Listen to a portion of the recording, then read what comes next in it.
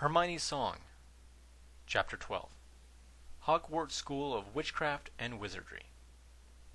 Hermione took her seat in advanced arithmancy and rested her head on her desk in despair. It had been a couple of weeks since Professor McGonagall had announced the Halloween ball, and all of her female friends had managed to ask the boys they were interested in. Ginny had asked Harry within the first 5 minutes after it was announced. Tonks had sent a message to Remus demanding that he show up for the ball, and even Luna had remembered to ask Ron. She sighed and banged her head against the desk again while she thought of all the opportunities she had missed lately. It had become routine for Hermione to meet the doctor in the library after dinner. She would work on her homework, and he would continue with his research into ancient magical history.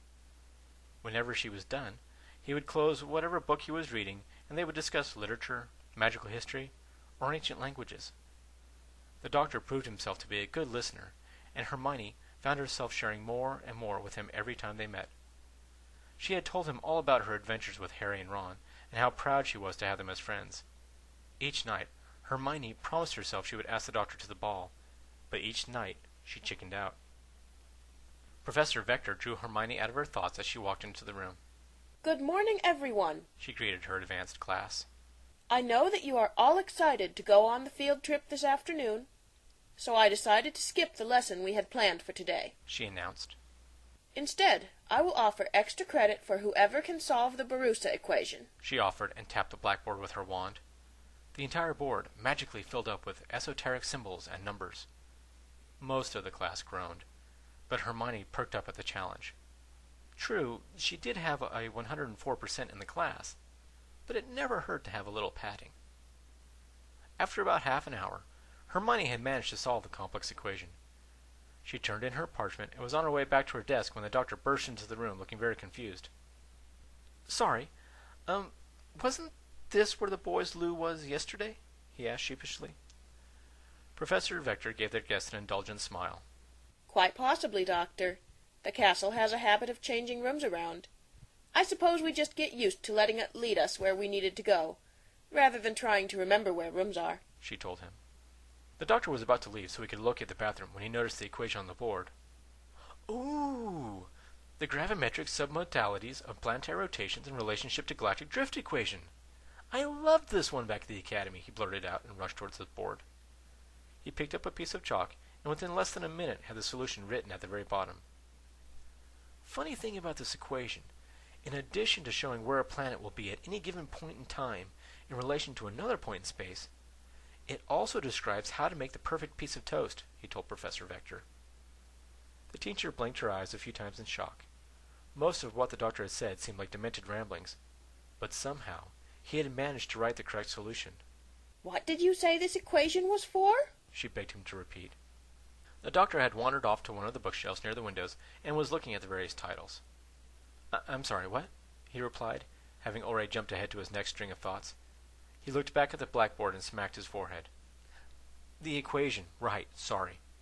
It's the perfect piece of toast equation, he told her. He gestured at the first variable. That represents what type of bread you're using based upon a consistency level of 1 to 50.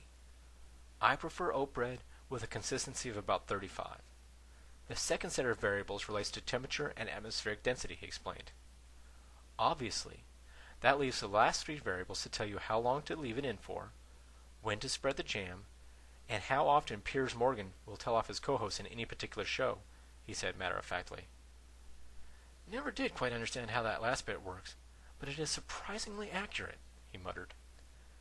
The doctor was saved from any further questions by a small red imp that popped into the classroom with a burst of smoke smelling of brimstone. It stood on top of one of the empty desks and bellowed, Time to head to the lecture hall and wait on the Portuguese. Turning to point a red, bony finger at each student, the imp chastised the class by shouting, Time waits for no mortal, so you should all hurry up. The class started putting their things away, but the imp decided to add some more wise words to hurry them along while it finished turning around. Time is holy quartz vibrations. It exclaimed and fell off the desk when it saw the doctor. Sorry, my lord. I didn't see you there. It apologized profusely, bowing till its pointed nose touched the desk. Before the doctor could reply, the imp vanished by turning back into a puff of smoke. The doctor pointed at where the imp had been. What on or floating in the general vicinity of Earth was that? He inquired. Hermione had been the first to turn her parchment in, so she had plenty of time to answer the doctor's question. He let her lead him to the door as she explained. That was a time imp. They're always available within the castle when you need to set an alarm, she told him. She waved her hand in front of her nose to get rid of the brimstone smell. Most people hate using them because of their attitude problems and their stench, she confided. Pausing at the door, Hermione took a long look at the doctor. You're the first person I've ever seen who the imps treat with respect, she let him know. The doctor shook his head in wonder. Up to that point, he had always assumed timed imps were mythical creatures. They were what Time Lords blamed unexplained malfunctions in a TARDIS on. He had no idea what a real time imp was supposed to look like, but just in case, he decided to keep these as far away from his TARDIS as possible. The 5th and 6th year students mingled into the entryway while the teachers prepped the portkeys. Tonks and Ace lounged against the stone pillars while students walked in. Harry's group of friends caught Ace's eye, so she wandered over to see how they were doing. She grinned at the odd maneuvering Harry and Ginny were performing. Bittersweet memories of when she first started dating Sirius leapt to mind. She swallowed the lump in her throat and watched the young couple trying to come up with the perfect distance to stand from each other, close enough to almost touch, but far enough away so as not to make Ron suspicious. Luna joined the group and held Ron's hand, distracting him. So, any of you lot ever been to see the Farringham Scarecrow before? Ace called out. She had never heard of the thing before and hoped by getting the students to talk, she could cover up her lack of knowledge. The only students who didn't raise their hands were Harry and Hermione, which made sense considering their Muggle upbringing. Playing the part of a teacher, Ace went on. Other than Hermione, who can tell me what is so special about this Scarecrow? Ace asked the group. It's the only magical tourist site where they encourage you to try and vandalize something, Ron explained. He noticed the confused look on Ace's face and continued. The bloody thing's indestructible, he told her. My dad said that the Ministry spellbreakers have been trying to figure out what it is and what kind of spell was used ever since the Scarecrow popped up in 1913, he said. The Ministry of Magical Tourism has set up some wicked cloaking shields, so muggles won't see wizards doing their best to try and hex that thing into oblivion, he said, with a grin. The last time he had gone with his family, Fred and George had packed some of their more energetic inventions around the base and threw a blasting curse at them. The explosion left everyone's ears ringing for a day, and the Scarecrow without even a hint of damage. The twins did, however, leave with a souvenir model of the Scarecrow given to them by the tour guide for the best attempt made on the Enigma that year.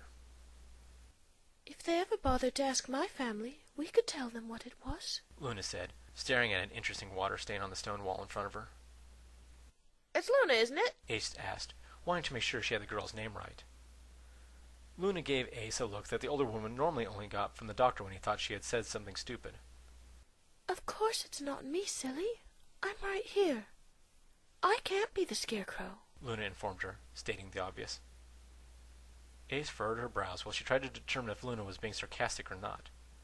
Judging from the dreamy smile on the student's face, Ace guessed she was being totally serious. Sorry, Luna, that should have been obvious to me, she apologized. What does your family think the Scarecrow is? She inquired. Luna had gone back to looking at the water stain. It's an alien, of course, she told Ace without turning around. Ron used his hand to cover his eyes out of sheer embarrassment as soon as the words were out of Luna's mouth. He looked between his fingers at Ace, hoping the black cat wouldn't start laughing at his girlfriend. Instead of laughing, Ace took a step closer to Luna, her expression one of deadly seriousness. Why do you think that, Luna? Ace pressed. Luna turned to face Ace, her expression still one of blissful ignorance. My father and I were friends with an old woman named Joan Newman. Of course, back in 1913, she was known as Joan Redfern. She told us she was there when an army of scarecrows attacked the village and the school there. Her boyfriend sacrificed his life so a kindly but powerful wizard could come in and save the day, she explained. Who was this kindly wizard? Hermione asked, ever curious. Ron kicked her shin for encouraging Luna, and she kicked him right back. She never told us his name, but did describe him to us, Luna stated. She said he was like fire and ice and rage. He's like the night and the storm in the heart of the sun. He's ancient and forever. He burns at the center of time, and he can see the turn of the universe. And he's wonderful, she quoted. Yeah, that's one theory, Ron said lamely. He took Luna's hand and distracted her by commenting on a painting. Hermione caught Ace looking at the doctor across the room through narrowed eyes. She misunderstood the meaning of Ace's dismissive snort. Kindly wizard. Nah, couldn't be, Ace muttered. Professor McGonagall walked into the castle and clapped her hands once. May I have your attention, please? She yelled loudly. When the students quit talking, she looked around and nodded. Good. We have the port keys set up, and you will be off on your field trips in a matter of moments, she informed the students. Now remember, even though we have several don't look at me spells set up, we need to be as inconspicuous as possible, she warned them. We need everyone to hang up their robes on the pegs over there, and put on some sort of muggle overcoat, she ordered. Those of you without ties to the muggle world can choose a coat or jacket from that wardrobe over there, she suggested, pointing her wand at a closet on the far wall. The students and Aurors shed their robes and hung them up on the hooks. Hermione was wearing her pink sweatshirt under her robe, while Harry had on a simple dark gray one. Ron was wearing his favorite red sweater with a large R on it. Hermione smiled as she looked at the clothes the doctor wore under his robes. The mismatch between his youthful face and antiquated style dress made her smile. On anyone else, it would look ridiculous, but on him, it seemed right for some reason. All right, hurry, Professor McGonagall admonished. The port keys have been set to only take 5 people at a time, so as not to attract any attention, she told them.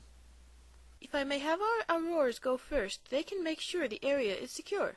We will send the first group of students 5 minutes after the Aurors leave, she let the chaperones know. Tonks led them outside toward the port keys. The doctor had no idea what a port key was, and was somewhat disappointed when Tonks stopped in front of a weathered sign that read, "Keep off the stones." A small Hogwarts emblem was drawn on the bottom left corner of the sign. Ready, Doctor? Tonks asked.